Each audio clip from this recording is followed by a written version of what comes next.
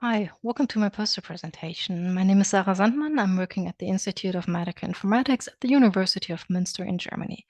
And I would like to present to you my poster, which is called Identifying Conserved Trajectories in Clone Evolution Trees. We realize this by a tool called CleverAct, which is short for Clonal Evolution in R, analyzing conserved trajectories. So let's start with a little background information. When analyzing clone evolution, we hope to reconstruct the tumor's development over time.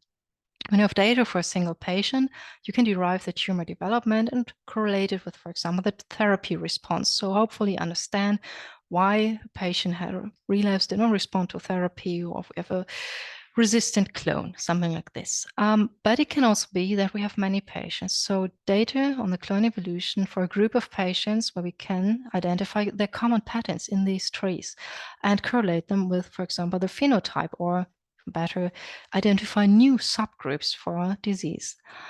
Of course, there are several approaches who already realize these analyses. I picked up two, the tree MHN. It's a very cool tool, but as far as we understand, you need a unique combination of the mutation ID with a node ID. This means that all mutations have to be acquired successively. This is possible for single-cell DNA-seq, but it's very hard and usually not possible for the bulk DNA-seq because of this variation in coverage, WAF and CCF. So we usually have several mutations in one clone. This is not supported. Furthermore, the analysis of CNVs is, as far as we know, not supported. Second tool I would like to highlight is Mastro.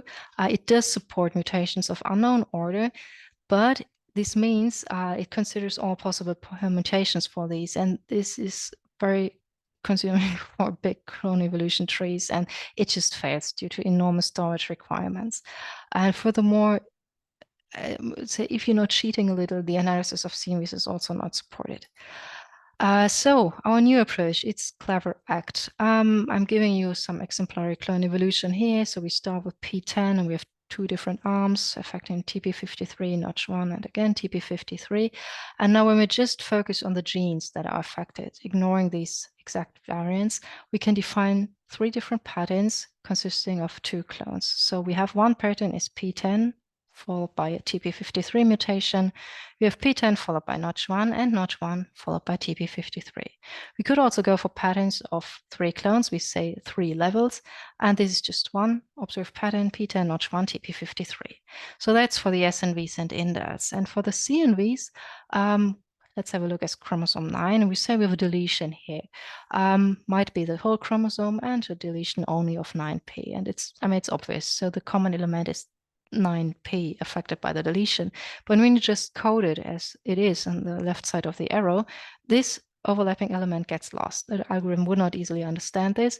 So we tested lots of different approaches, but we came down to this one, which we call the smallest possible representation. So we break down the del9 to a deletion in 9p and a deletion in 9q. And this allows you to really combine these different variants. Now a little look at the statistics behind it. Say we have a pattern I, which is observed in a patient J, and the probability P for observing this pattern can be defined as the number of observed patterns divided by the possible number of possible patterns. The first one is pretty easy. I mean, you just count it. But also the second one can be easily calculated. So it can be defined as M, the number of total mutations, and with the L, the number of levels. So L is either 2 or 3 in our example.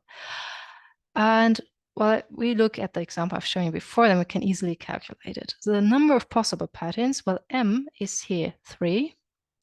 It's the number of different colors for the clones. So 3 different genes affected, and the number of levels we consider in this case is 2. So the upper line here, and the possible number of combinations is 6. So the whole probability is 3 because we have 3 different patterns observed divided by 6, so it's 0.5.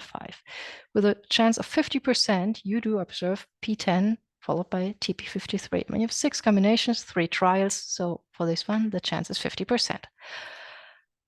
Now we have this for every patient. And for a group of n patients, we can just add the different probabilities up in a vector with this large p. And this is following a Poisson binomial distribution because every p, this is sum of binomial variance. And when we have a pattern I that is observed, say, ci times, then then we can easily calculate with this distribution the p-value and see whether it's significant or not. So we analyzed an exemplary data set, and the results, we have 149 patients with a T-cell lymphoblastic neoplasms. Data can be split to 7 subgroups ranging in size from 7 to 35. For bulk DNA sequencing data, we used for the calling of SNVs and indels, and SNP arrays we had for the CNV calling.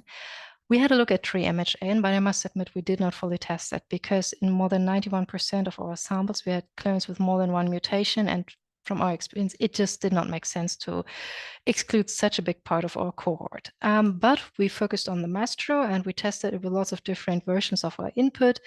We tried to go for more than one mutation per gene. So we added like underscore A, B, C, and so on, but it failed even for the smallest set of 7 patients. We also try to add CNVs, and this is the cheating I mentioned before. We just treated it as if they were mutated genes, and this allowed us at least to consider them somehow, but it also failed in 2 out of 7 cases, so 2 out of 7 data sets. We had a look at the 5 where it worked out, but I must say the number of times the pattern is observed is pretty easy. We just calculated even ourselves, but there's a big difference to the number reported in the trajectory occurrence. That's much smaller, but this is used for the p-value, and we really could not reproduce this filtration process, how this is coming out. Now for CleverAct, where successful identification of our enriched patterns, we performed manual evaluation for comparison, and we can say it really generates valid results. Now, funny short discussion. So as far as we know, CleverAct is the first tool to consider SNVs and indels and CNVs for the conserved trajectories. New features to come will be modeling multi-hit events, exploring options for exact mutation analysis, and including targeted genes overlapping CNVs. And thereby come to an end. Thank you very much for watching this video.